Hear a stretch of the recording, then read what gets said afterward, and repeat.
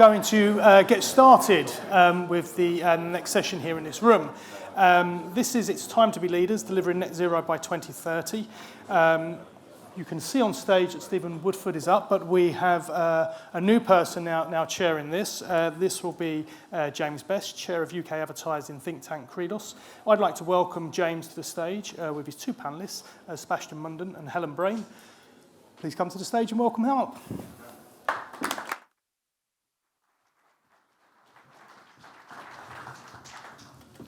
Yes, the perceptive amongst you will have noticed that I am not Stephen Woodford, as Steve said. He's in front of the House of Lords Select Committee this morning, so I think I've got the easier job of asking questions instead of having to answer them. But I am just a sub. I'm off the bench for this one, so my deepest apologies for those of you who bought your tickets in the hope of seeing the great man himself, and I apologise for any disappointment that customers experience. But I will do my best to replace Mr. Woodford in talking to these brilliant minds on my left, Helen and Seb, of whom a little bit more later. I could, I suppose, start on a very cheery note about the future of brands, which is there isn't going to be one unless there's a kind of future of civilization and a future of business and a future of all the things we depend upon. And that clearly depends on us all rising to the challenge of the climate crisis, which is what we're here to talk about for a few minutes. And doing so not only immediately, but together as individuals as well as companies. It's a mission, really, and it's one we've all got to take part in. Or I could be much more positive and say that, of course, the worlds of marketing and advertising have an enormous amount to offer in helping brand owners, corporations, to make the pivot to sustainability that so many are doing, so many are committed to in their policies and their practices. And clearly, as the advisors and the influencers in the room determining Marcoms and executing them, we have an enormous opportunity to help make communications not only green in themselves, but greener in their impact on consumers and consumer behavior. So there's a lot that we can do, a lot the advertising industry could, should, must, and is doing, which is where Ad Net Zero comes in. And although you may not all be personally familiar with Ad Net Zero, you're probably involved in it, because there's over 100 members of Ad Net Zero, and they include all the major advertising holding groups, especially media agencies, actually particularly active, plus virtually all the principal media and platform owners, plus a host of clients, both directly and through ISBA. So it is a very wide pan-industry initiative committed to curbing the carbon output of the advertising business itself and helping curb the carbon output of society through the advertising and marketing that you and we are all doing. So the clue is in the name, Ad Net Zero. Get the whole supply chain of advertising down to net zero by 2030. The Advertising Association is the umbrella organisation, but all the other membership bodies in the industry are in, and I can also say it's now going increasingly international because it's being picked up by our global partners through our companies and beyond right around the world. So this is something which has real momentum, and as you already heard just in the last panel, the expectation that we will be committed to sustainable practices on behalf of our clients is growing. And that's what we're going to talk about with Helen and Seb, who are both leading lights of the Ad Net Zero world. Helen is Head of Sustainability at Mediacom, and Seb is not only Chair of Ad Net Zero, but also Executive VP and General Manager of Unilever, UK and Ireland. And I'm going to start, Seb, with you. And from your perspective as a sort of giant of the advertising and marketing world, what matters about this initiative, and what can Unilever, or is Unilever doing to help move everything towards a more sustainable advertising world? Yeah, no, thank you, James. I mean, I suppose where we start in Unilever is that without a healthy society and healthy planet, there's no healthy business. And therefore, every business has to do its bit to ensure that is the case. we also believe that for us, it's the way we want to position our brands and our business, and we believe that there's also competitive advantage or customer preference in that. But of course, other people may well decide to position their brands in other ways. So the two are connected, but not necessarily the same. So we've set ourselves at Unilever several goals, but the one that's most apposite to add net zero is that by 2039, all our brands will be carbon zero from the origin of materials to the point at which the consumer picks them on a shelf. And that's our undertaking. And those of you who are into this will see that's a mix of scopes 1, 2, and 3. And that target effectively is starting to set the agenda for us. And what I'd say really is that brands are at the heart of that, and what we therefore want to do is look at this through the lens of brands, and that means that all the activities that brands get into and all the work that's done on their behalf has to be net zero. And that's why there are many activity systems on behalf of brands. We've done quite a lot of work in our sort of background activities with energy and those kinds of things. But now we're turning attention to products themselves and the process of making and marketing products. And I think that's where the advertising industry comes in.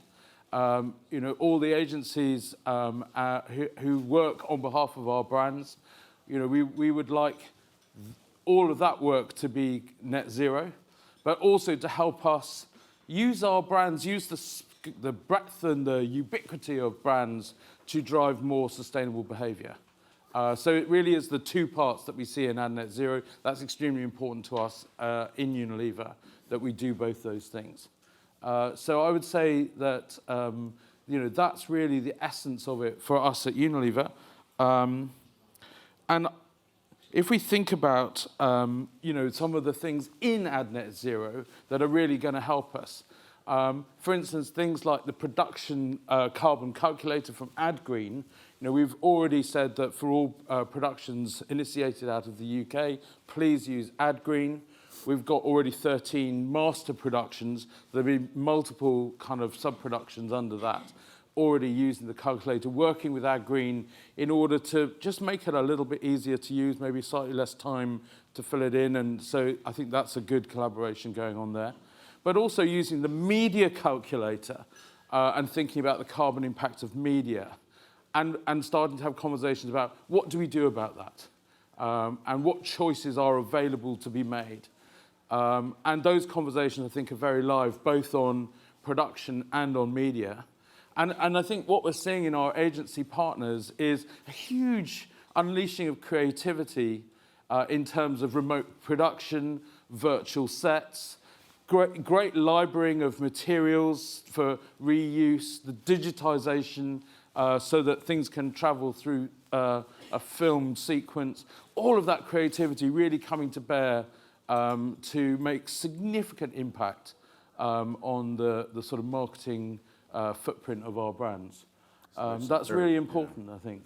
That's a really broad front, if you like, that's being advanced there, and it does involve everybody, involves the entire supply chain, wherever you are in advertising, and particularly media agencies, as Seb said. And Helen, at MediaCom, you've been a bit of a pioneer of the carbon calculator, and I think Group M is very committed in this. We know that the people in advertising, our people, have great concerns about this issue and worry about whether working in advertising is the right place to be when they read about some of the issues of consumption and sustainability. So what have you found you've been able to do in sort of practical terms at MediaCom, maybe beyond, to make change happen? So I think one of the things we all need to acknowledge is that eventually sustainability has to be part of everyone's job description, not a specialism. So what we're not doing at MediaCom is trying to build a sustainability department.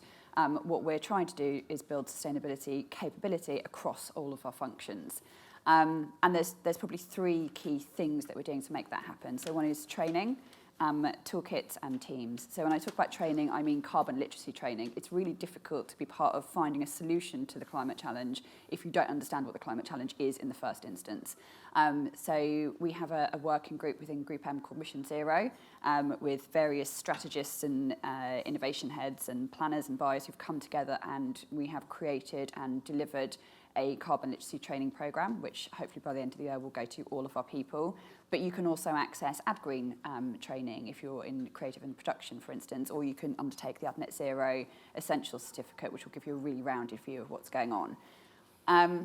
The second thing we're doing is creating toolkits. So we're trying to centralise resources so that anybody can access information and then steal it, basically. It needs to be really easy to find this information. So a very, very basic thing is we have a library of case studies of great work in the sustainability space, so people have a really easy way of finding inspiration.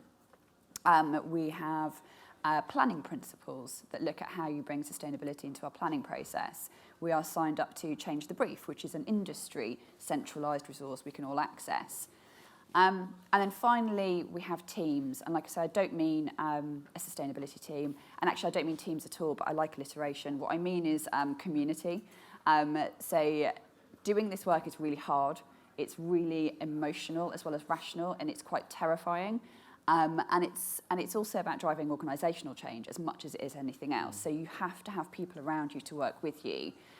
So we have a multitude of working groups. So we have a working group at a WPP level, we have a working group at a Group M level, and then we run multiple working groups within MediaCom to figure out the answer to what does sustainability look like for this group of people. So we have a planning working group, a data and digital working group, a leadership working group, so that we can start to, like I say, build capability across all functions, not produce a team of 20 people who are experts in sustainability, because that's not going to drive the change that we need. Amazing. So culture and community, training, tools, and clearly right across your part of the organisation. And if you listen to what Mark Reed of WPP says, he clearly sees a competitive advantage in being quicker off the mark in making these changes than his competitors. So again, this is something which, unless you're on the bus, you're going to miss it. Back to you, Seb. Now, there's a whole lot of initiatives within AdNet Zero. One of the key ones this year is to develop a certification that members and supporters can demonstrate that they are making the right moves and doing the right things. How do you think that might work out from your point of view? Yeah.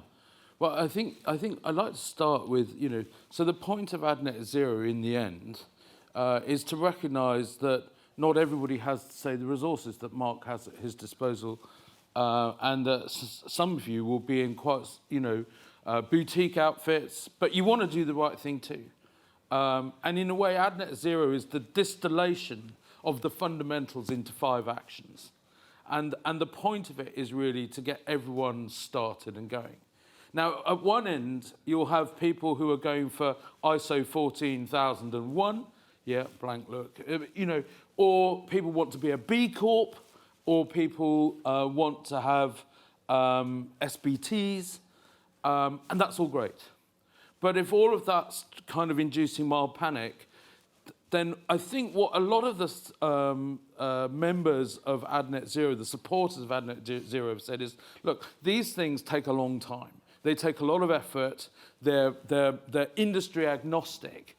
Can't we have something for our advertising industry that is a bit bespoke, that's going to help us a bit, which will both be a kind of guide to action, but also a kind of certification, so that our company can say with clarity that we're making progress, that we can help our position ourselves to the procurement departments of clients, and also that we can communicate with our employees, with our stakeholders, the progress that we're making. So we reflected on this in the AdNet Zero team.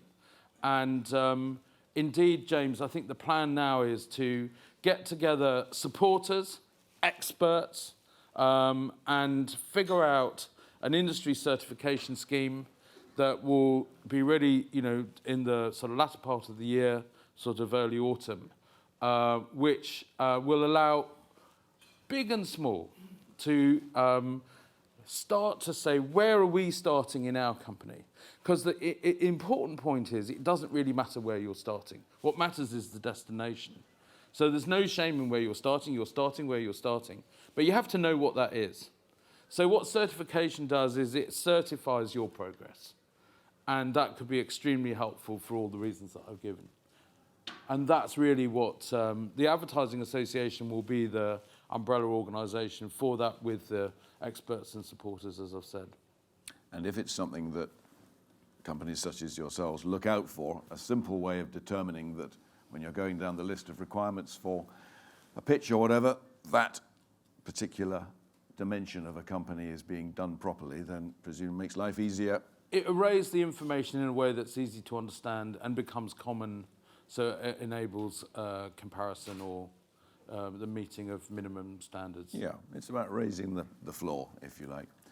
And Helen, from your perspective, looking forward then, from all the work that you've been doing, what do you think that needs to happen within the industry, within our own part of it, if you like, media agencies and other agencies, to move things forward again? So coming back to that training point, the training is vital. Whenever I've done a training session, you can see an emotional shift in people when they realise the scale of the challenge and the opportunity it offers us as an industry. So we have to prioritise training and education. And just to be really clear, when I say we, I mean anyone with the word chief, managing or head of in your job title. We have to give our people the permission to do this work, and we need to invest in it. We also need to ensure we're rewarding work that aligns with net zero targets. So within our net zero, there is already a pillar of work that looks at how do we run awards and events in a way that align with net zero targets. But we should also be looking at things like Media Leader of the Year, or Agency of the Year, or 30 under 30, or 40 under 40. Are we thinking about rewarding the work and the people in all of our awards that we have as an industry, which are many, who align with a net zero future? And then finally, and I think most importantly, we need to be using our brain power and creativity to redefine consumption and culture. We need to change the way we shop, live, work, play, buy, everything, so that the behaviour of our entire society is aligned with a net zero future. And that's an enormous opportunity for brands, I think. Yes, so going beyond our own processes, going beyond our own immediate responsibilities, if you like, and looking outward to what we can do to help on the broadest stage of consumer behaviour. Seb, again, Unilever has this fantastic commitment across virtually everything that you're doing to move to a more sustainable way of doing it, but also more sustainable impacts in what you do. How, again, is that really impacting on your advertising work and your messaging, and how you expect your agencies to help you? Oh yes, I mean, so I think there are two things that, we've said our mission is to make sustainable living commonplace, and it's all about our brands. So if you think about, most of our communication at the moment is going to be talking about one or both of the following.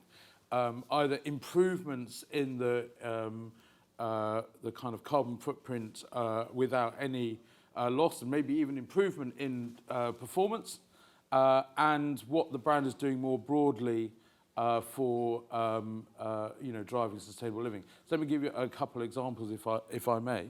If you take the current work on Persil, it's talking about the plant-based formulation, so replacing fossil fuel-derived ingredients with plant-based ingredients, and it's talking about dirt is good, and encouraging kids to do litter pickup and all these good things. And I think the agency have put it together in a really nice way so that it is kind of coherent and makes sense.